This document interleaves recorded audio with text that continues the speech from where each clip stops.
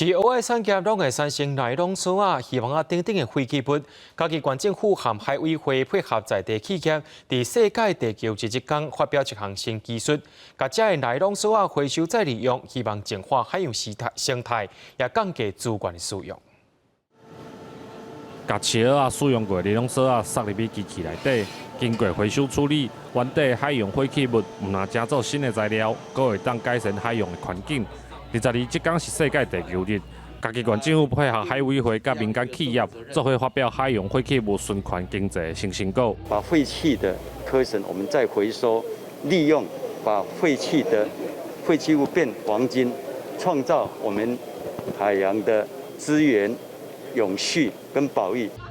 家己县沿海养殖蚵仔的产量一年超过9000吨，干那把蚵仔用的锁啊，一年就产生1375吨的废弃物。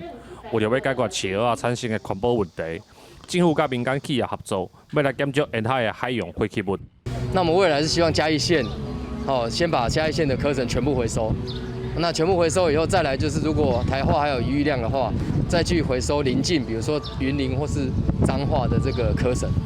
环保局表示，民间企业投入了后，家己就在调处理海洋废弃物。刷来嘛去向渔民来加强宣导，鼓励因做伙回收这些废弃物。增加收入的同时，嘛保护沿海的环境。记者林伟霆，家己报道。